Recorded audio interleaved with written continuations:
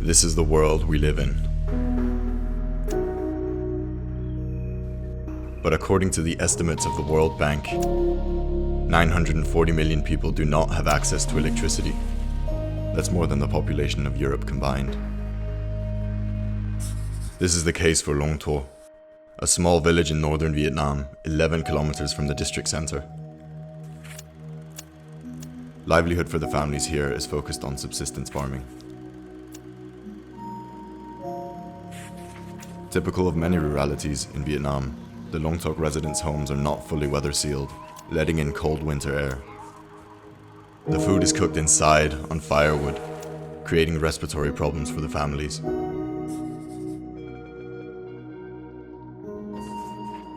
What can be done to improve the situations of the villagers? And how can this be implemented to support a sustainable future? At Lotus Project, harmony between socio-economic development and environmental protection is the fundamental principle on which we operate.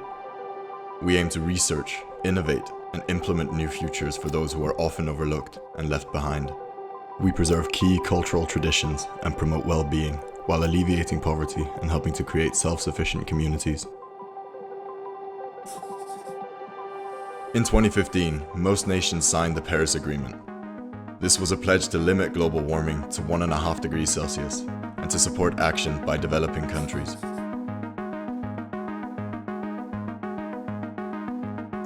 This graph shows our current collective effort to decarbonize.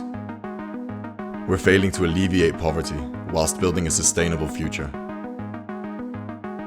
In fast developing nations, those who live in the metropolitan areas are connected to the grid, whilst those in rural areas are left without electricity. So in the spirit of the Paris Climate Accord, what can we do to work with underserved communities to achieve sustainable and climate-resilient development?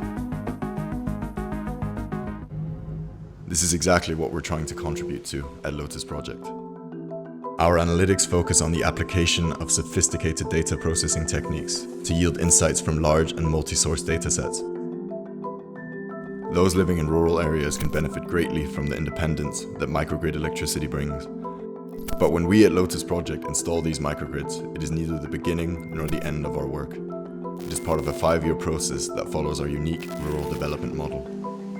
We begin phase 1 by undertaking research in our 3 interdisciplinary departments, making sure that our target location is the right fit for our work, from the perspective of our sociologists, economists, and engineers, but also through speaking with the community itself.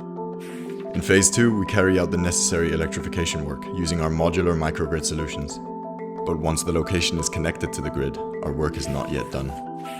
Phase 3 spans 2 years and is committed to training the local community in the effective maintenance of the modular microgrid to maximize its impact on the well-being of every household. Phase 4 spans another year. We ensure that the location and its people achieve financial sustainability to allow the community to function within its own objectives and aspirations, without dependency. For the final year of a project, Lotus will help the community establish a robust monetization strategy and facilitate access to microloans, ensuring this is in harmony with the cultural values, social beliefs, and political structures of the location. Through supporting Lotus Project, you're ensuring that the development work of the future does not promote unhealthy foreign dependency or unsustainable urbanization, but contributes to a more equitable and community-focused world.